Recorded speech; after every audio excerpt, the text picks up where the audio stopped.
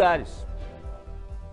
O Thiago Silva vai trazer agora para a gente as últimas informações sobre um acidente gravíssimo que nós tivemos nesse final de semana. Um atropelamento que matou um motorista. Foi no contorno leste. Tá? Tudo indica mais uma vez que seja a receita da tragédia. Bebida e direção. Olha o que aconteceu. O homem ficou com o carro dele sem gasolina. Era de noite, estacionou o carro, pegou o galãozinho dele e foi atravessar a 116 para comprar gasolina no posto ali perto. Quando ele atravessava, veio um carro, que seria um Jetta, né? Em alta velocidade e atropelou esse homem que atravessava a pista. Gente, o impacto foi tão grande,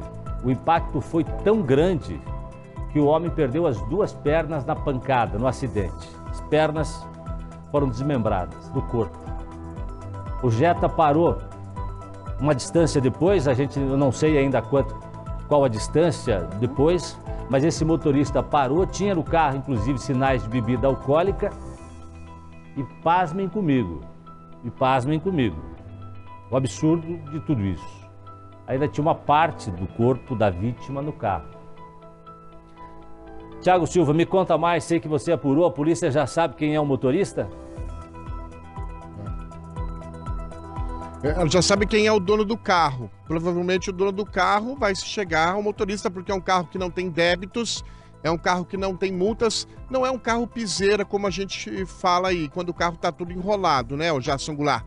Na realidade, tudo é uma sequência. Você pega o contorno norte, sai lá de Colombo, onde começa o contorno norte, passa para Almirante Tamandaré, Santa Felicidade, Curitiba, vai para a região ali do São Brás, aí você já cai ali no contorno sul. Contorno sul, cidade industrial de Curitiba, passa pelo Pinheirinho, Ganchinho, aí você já cai no contorno leste. Contorno leste, você vai sair lá São José dos Pinhais, Piraquara, 4 Barras e vai dar lá na região de Campina Grande do Sul. O trânsito é intenso, caminhões, mas durante a madrugada fica a pista mais livre. E com a pista livre, os carros utilizam ali, os motoristas, alguns irresponsáveis, transformaram os contornos aqui de Curitiba como pistas de corrida.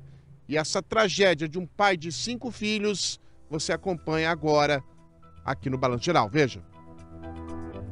O motorista parou o carro após o acidente, mas ao perceber que a vítima estava morta, ele deixou o local.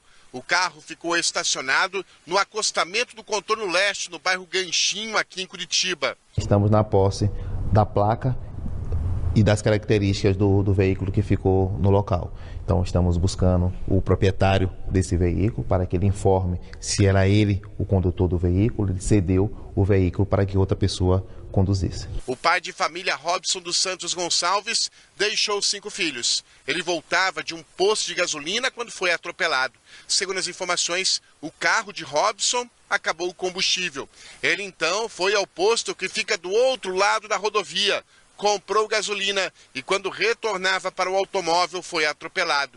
Segundo a perícia, a vítima foi atingida pelas costas, sem ter a mínima chance de escapar do Jetta, que transitava em alta velocidade. O proprietário do automóvel que se envolveu no acidente já foi identificado pela polícia.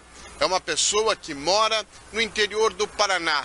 O veículo não possui débitos ou multas, porém, o possível motorista tem um histórico de problemas com a justiça. Precisamos montar com cautela o nosso quebra-cabeça para que a gente chegue ao autor do fato e consiga esclarecer por completo a prática do sinistro de trânsito. Neste domingo, a família sepultou o corpo do Robson.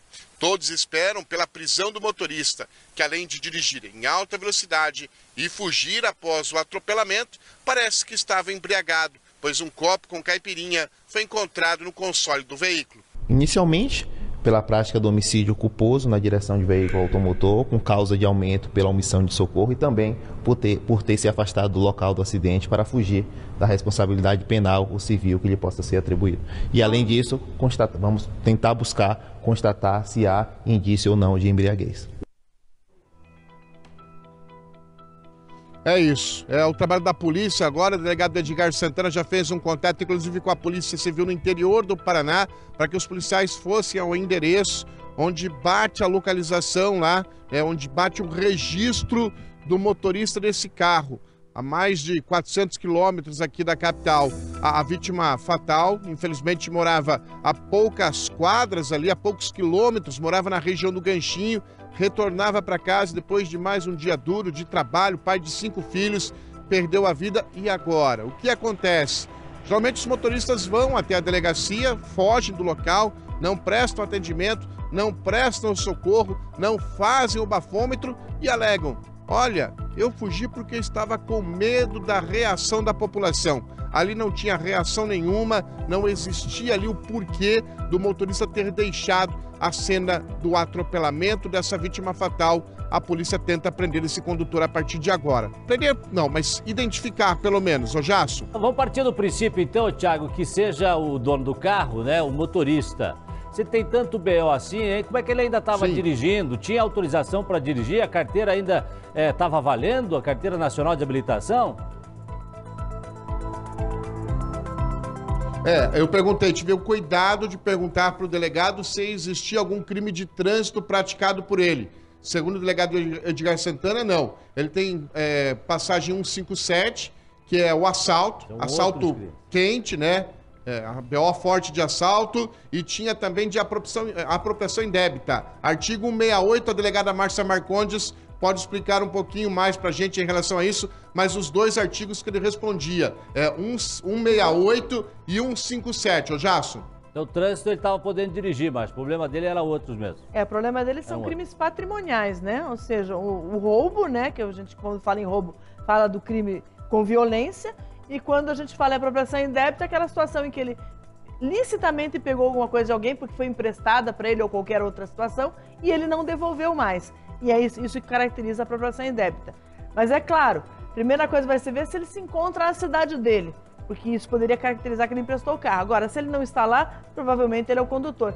Mas lembrar também, Thiago, que essa situação do socorro, ele não precisa ser feito pessoalmente. Você pode também, numa situação dessa que você se sinta ameaçado, entrar em contato com as autoridades. Olha, infelizmente me envolvi numa situação de trânsito, existe vítima no local e eu estou em tal local.